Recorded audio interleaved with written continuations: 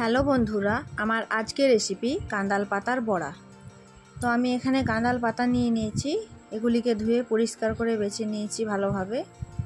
2 চামচ মুসুর ডাল আমি আগে থেকে ভিজিয়ে রেখেছি।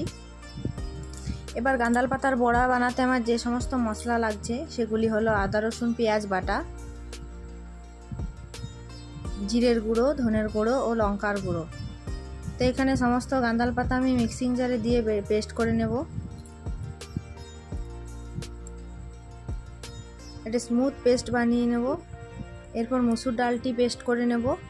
মুসুর ডালটি পেস্ট করার আগে আমি মুসুর ডালে সমস্ত মশলা, আদা রসুন পেঁয়াজ বাটা, ধনে গুঁড়ো, জিরের গুঁড়ো, পরিমাণ মতো লঙ্কার গুঁড়ো ও পরিমাণ মতো নুন আর 1 চিমটি হলুদ দিয়ে দেব।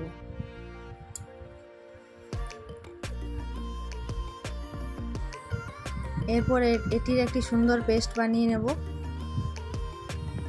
এবার গ্যাসের ফ্লেমেতে আমি কড়াই বসিয়ে দিয়েছি। কড়াইটি গরম হয়ে এলে পরিমাণ মতো তেল দিয়ে দেব এবং তেলটি গরম হয়ে এলে আমি ততক্ষণ মশলাটি ভালোভাবে কাঁদাল পাতা এবং মুসুর ডালটি মিশিয়ে নেব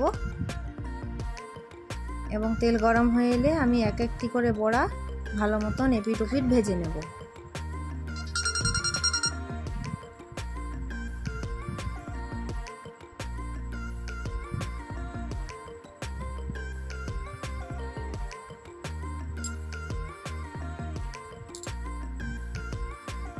তো আমার বড়াগুলো রেডি হয়ে গেছে, সমস্ত বড়া আমার ভাজা হয়ে গেছে।